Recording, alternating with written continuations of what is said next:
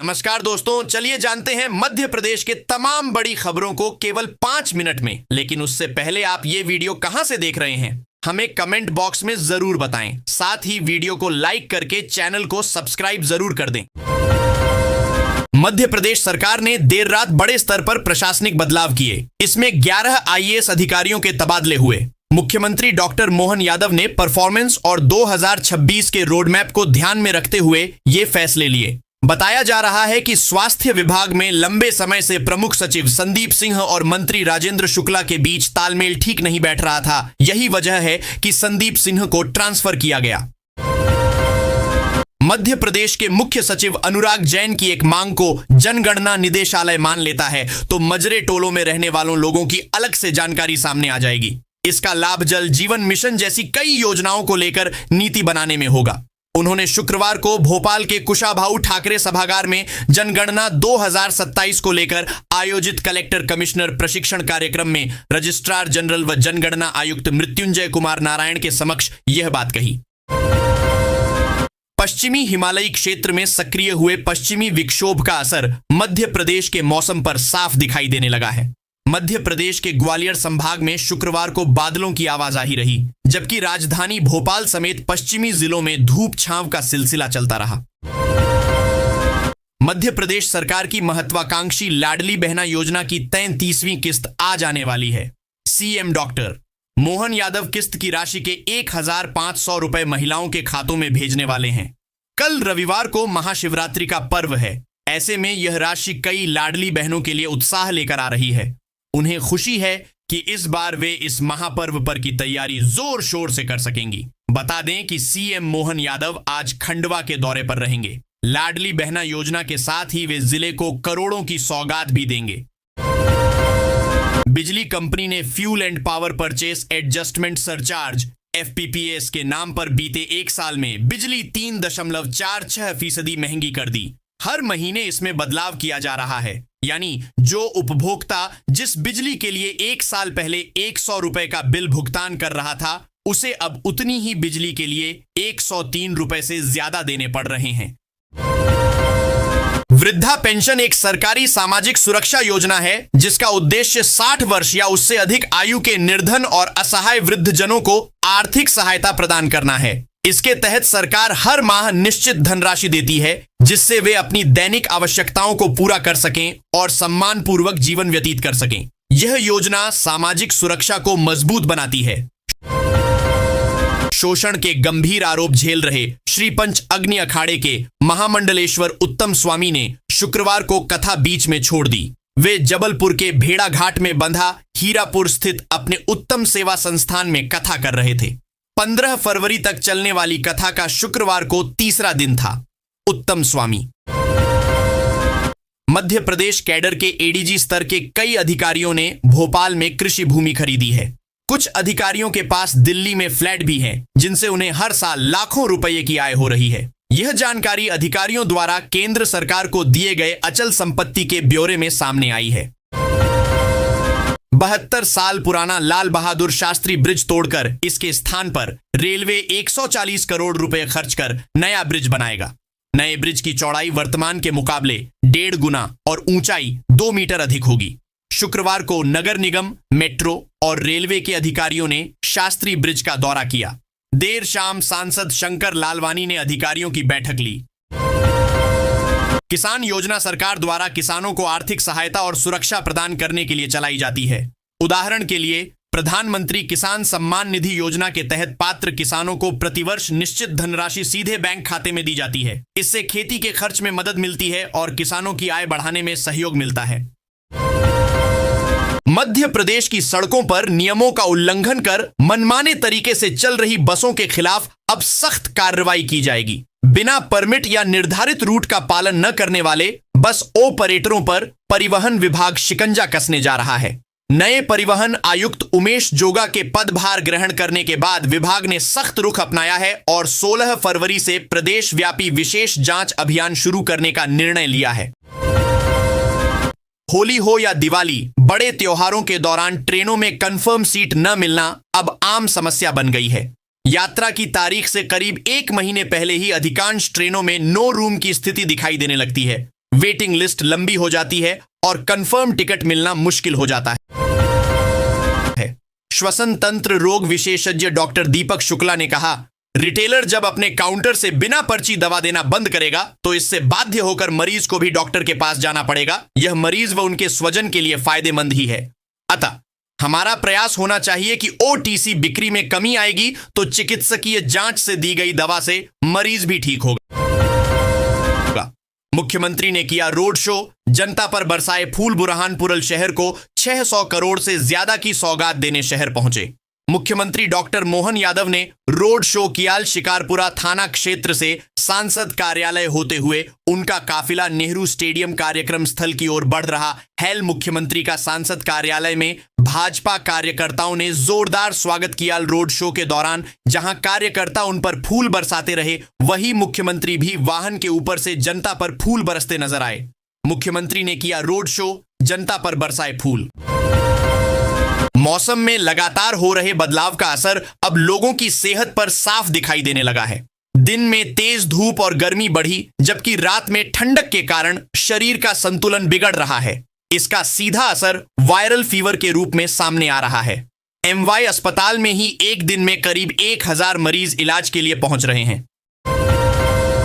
Madhotal Patan bypass road पर स्थित green valley public school के छात्रावास से 2 छात्र बुधवार की रात को लापता हो गए। उनके अचानक गायब होने पर हड़कंप मच गया। काफी देर तक छानबीन के बाद आधी रात को दोनों छात्र अपनी कक्षा की अलमारी के अंदर छिपे मिले। उनके सकुशल मिलने पर स्कूल प्रबंधन और पुलिस ने राहत की सांस ली। जिले में परासिया नगर पालिका अध्यक्ष विनोद मालवीय की मुश्किलें बढ़ती नजर आ रही हैं। एक सप्ताह के भीतर दूसरी एफआईआर दर्ज होने के बाद स्थानीय राजनीति में हलचल तेज हो गई है। पुलिस ने महिला की शिकायत पर SC/ST एक्ट सहित विभिन्न धाराओं में मामला दर्ज कर जांच शुरू कर दी है। मुरार के रहने वाले बेकरी संचालक को वॉशिंग मशीन सुधरवाने के लिए गूगल से कंपनी का कस्टमर केयर नंबर निकालना भारी पड़ गया। बेकरी संचालक को ठग ने APK फाइल भेजी। इस पर क्लिक करते ही मोबाइल हैक हो गया और खाते से 4 लाख रुपए निकल गए। इस मामले में मुरार थाना पुलिस ने FIR दर्ज कर ली है। शनिवार को शहर पहुंचे मुख्यमंत्री मोहन यादव ने सौगातों की झड़ी लगा दी। उन्होंने बुरहानपुर में मिनी एयरपोर्ट बनाने और बागवानी फसलों के लिए फसल प्रोसेसिंग कारखाना खोलने की बड़ी घोषणाएं की हैं। इसके अलावा जिले में जल्द ही इंडस्ट्रियल कॉन्क्लेव आयोजित करने, शाहपुर नगर परिषद को नगर पालिका बनाने, सूत मिल के श्रमिकों की बकाया देनदारी का जल्द भुगतान करने और सरकारी कॉलेज में सभी विषय प्रारंभ करने की घोषणा भी की है। करैरा अनुभाग की नरवर तहसील अंतर्गत ग्राम सीहोर में अवैध उत्खननकर्ताओं द्वारा रेत का अवैध खनन किया जा रहा है। उक्त अवैध खनन पर खनिज विभाग द्वारा शुक्रवार को कार्रवाई की गई। जानकारी के अनुसार ग्राम सीहोर में रेत माफिया पिछले लंबे समय से शासकीय भूमि से अवैध रूप से रेत का उत्खनन करने में लगे हुए हैं। पवन को क्रेडिट कार्ड के माध्यम से बैंक से ट्रांजैक्शन का जिम्मा भी सौंपा भी था। आरोपित ने कंपनी के साथ धोखाधड़ी की और कार्ड के माध्यम से दूसरे खातों में 1 करोड़ 8 लाख रुपए ट्रांसफर कर ली।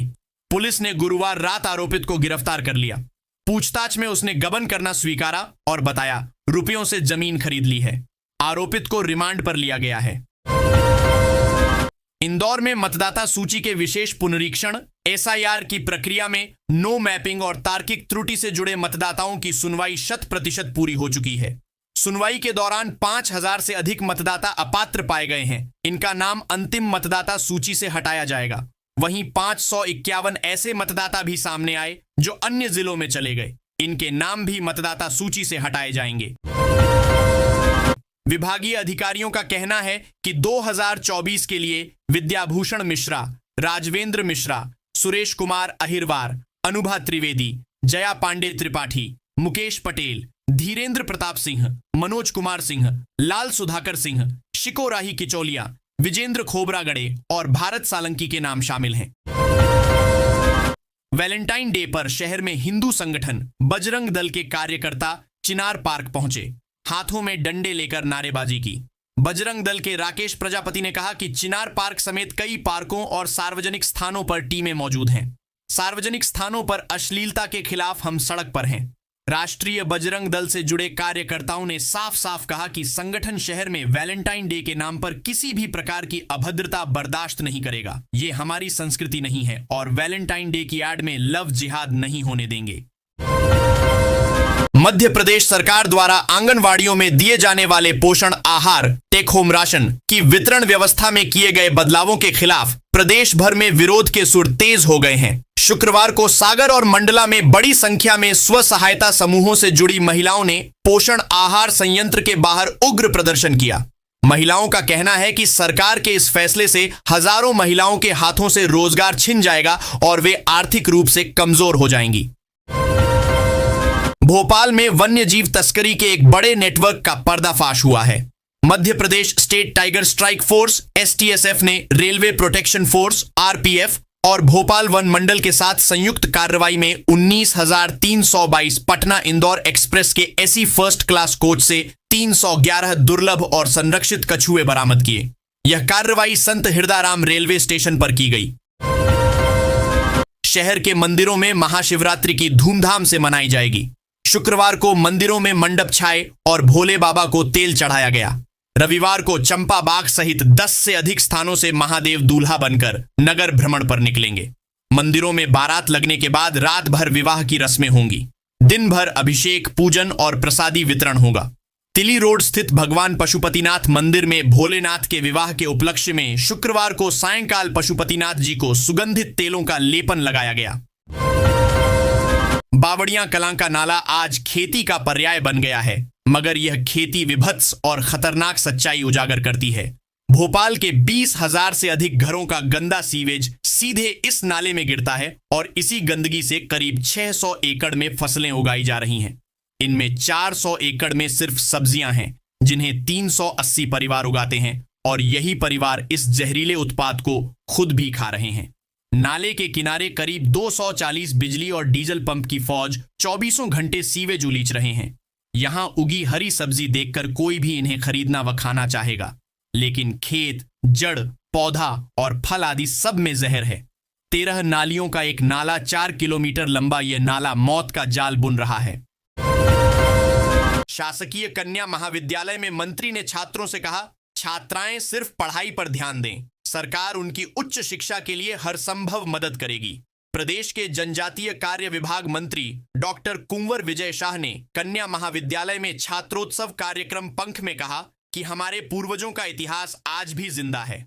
मकड़ाई के राज परिवार का देश की आजादी में बड़ा योगदान रहा है। टंटिया मामा को पकड़ने अंग्रेजों ने हमारे पूर्वजों को 2 साल तक नजरबंद कर रखा था। राज परिवार टंटिया मामा के मददगार हुआ करते थे।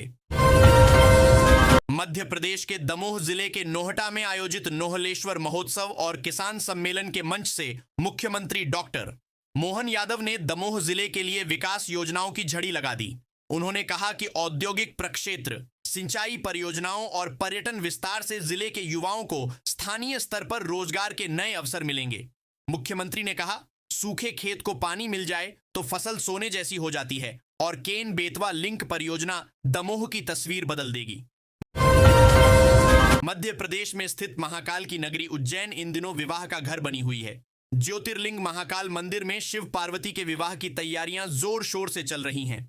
भक्तों को अब इंतजार शनिवार रात 2:30 बजने का है, जब मंदिर के पट खुलेंगे और उन्हें त्रिलोकीनाथ भगवान महाकाल के दिव्य रूप के दर्शन होंगे। मध्य प्रदेश में शनिवार का दिन प्रशासनिक हलचलों के नाम रहा। राज्य सरकार द्वारा शुक्रवार को देर रात कई अधिकारियों का तबादला कर दिया गया था, जिसका असर शनिवार सुबह देखा गया। इधर से उधर किए गए अनेक अफसरों ने तुरंत ही नया कामकाज संभाल लिया। नवपदस्थ जनसंपर्क आयुक्त एवं मध्य प्रदेश माध्यम के प्रबंध संचालक मनीष सिंह ने जनसंपर्क संचालनालय में पदभार ग्रहण किया। इधर राज्यपाल मंगूभाई पटेल से प्रधानमंत्री नरेंद्र मोदी के प्रमुख सचिव डॉक्टर PK मिश्रा ने भेंट की। पीएम के प्रमुख सचिव के भोपाल आगमन पर राज्य के वरिष्ठ अधिकारी अलर्ट मोड पर रहे। संस्कारधानी जबलपुर में शिक्षा का पारंपरिक स्वरूप तेजी से डिजिटल ढांचे में ढल रहा है। कभी सिर्फ ब्लैक बोर्ड और चौक तक सीमित रहने वाले क्लासरूम अब स्मार्ट बोर्ड और वर्चुअल लैब की ओर बढ़ रहे हैं। यह बदलाव न केवल छात्रों के पढ़ने के तरीके को बदल रहा है, बल्कि भविष्य की जरूरतों के लिए उन्हें तैयार भी कर रहा है। स्कूलों से लेकर कॉलेजों तक स्टूडेंट्स को बेसिक और प्रोफेशनल ट्रेनिंग व कोर्स कराए जा रहे हैं। केंद्रीय कृषि मंत्री शिवराज सिंह चौहान और कांग्रेस राज्यसभा सांसद दिग्विजया सिंह शुक्रवार को राज्यसभा में आमने सामने हो गए। दिग्विजय ने प्रश्नकाल में शिवराज से पूछा कि आपके चुनावी क्षेत्र में मूंग उत्पादन खूब होता है, लेकिन उसे खरीद क्लस्टर सूची में शामिल क्यों नहीं किया। इस पर शिवराज ने जवाब दिया कि मेरे संसदीय क्षेत्र की चिंता आपको है, इसके लिए धन्यवाद। मध्य प्रदेश के सागर जिले में सोने की कीमतों में हाल के कुछ समय में तेजी आई है, जिसका असर गोल्ड लोन मार्केट पर सीधा दिख रहा है। गोल्ड लोन मार्केट में रिकॉर्ड तोड़ बढ़ोतरी दिख रही है। जानकारी के अनुसार नेशनल और प्राइवेट में बैंक में पिछले 4 महीने में गोल्ड 4 गुना हो गया है। शहर के लोग ऊंची सोने की कीमतों और आसान शॉर्ट टर्म क्रेडिट का फायदा उठा रहे हैं। वे सोना बेचने के बजाय उसे गिरवी रख रहे हैं। यह इन दिनों तेजी से बढ़ता रिटेल लोन सेगमेंट बन गया है। यूजीसी कानून के बाद छिड़ी बहस के बीच गरीब परिवार की एक बेटी सोनाली प्रजापति मध्य प्रदेश के कैबिनेट मंत्री से सार्वजनिक रूप से खुलकर सवाल किया। पढ़ाई में जाति के आधार पर भेदभाव क्यों किया जा रहा है? उसने मंत्री से पूछा। क्यों सबका वोट लेने के बाद भी सरकार सभी वर्गों के गरीब परिवारों के छात्र छात्राओं को पढ़ाई में वो सुविधाएं उपलब्ध नहीं करा रही जिनकी उन्हें आवश्यकता है, जबकि एक जाति वर्ग की छात्राओं और छात्रों को ही सुविधाएं दी जाती हैं, चाहे उन्हें उसकी जरूरत हो या नहीं। यह बेटी ओबीसी पिछड़ा वर्ग परिवार से आती है। सवाल उठाकर वह चर्चा में आ गई है। राज्य पुलिस सेवा के 9 अधिकारी इस वर्ष आईपीएस संवर्ग में पदोन्नत होंगे। सभी अधिकारी 1998 बैच के होंगे। पिछली डीपीसी 2024 की में अमृत मीणा का मामला छानबीन समिति के पास लंबित होने के कारण रोक दिया गया था। उनका पद भी 2025 की डीपीसी में शामिल किया जा सकता है। मध्य प्रदेश में नगर पालिकाओं की संख्या में बढ़ोतरी हो गई है। मुख्यमंत्री मोहन यादव की घोषणा के बाद यह स्थिति बनी है। उन्होंने बुरहानपुर जिले की नगर परिषद शाहपुर को नगर पालिका बनाने का ऐलान किया है। जिला मुख्यालय पर आयोजित कार्यक्रम में सीएम मोहन यादव ने यह घोषणा की। कार्यक्रम में बुरहानपुर विधायक पूर्व मंत्री अर्चना चिटनीस ने शाहपुर को श्री रामचंद्र गमन पथ में शामिल करने की मांग की। उन्होंने बुरहानपुर का नाम बदलकर ब्रह्मपुर करने का भी आग्रह किया। मध्य प्रदेश में एक और एयरपोर्ट बनाया जाएगा। सीएम मोहन यादव ने यह ऐलान किया। उन्होंने बुरहानपुर में मिनी एयरपोर्ट बनाने की घोषणा की। सीएम मोहन यादव ने कहा कि बुरहानपुर कपड़ा उत्पादन के कारण बुनकरों के शहर के रूप में विख्यात है। उन्होंने कहा कि यह जिला पावरलूम उद्योग का प्रमुख केंद्र है। कृषि, कपड़ा निर्माण, दवा से लेकर फर्नीचर उद्योग तक, पाइप निर्माण से लेकर उपकरण निर्माण तक बुरहानपुर का कोई जवाब नहीं। मध्य प्रदेश में अधिकारियों कर्मचारियों को बड़ा दायित्व दिया जा रहा है। प्रदेश के वन विभाग में नई पहल की जा रही है। यहां विधि प्रकोष्ठ बनाया गया है, जिसमें अधिकारियों कर्मचारियों को कानूनी मामलों से संबंधित अहम जिम्मेदारी दी जाएगी। वन विभाग में यह नया काम 15 फरवरी से विधिवत शुरू हो जाएगा। एमपी के PCCF HOFF विजय अंबाड़े ने यह पहल की है। उन्होंने वन विभाग के अदालती मामलों को सुव्यवस्थित करने के लिए विधि प्रकोष्ठ स्थापित किया है।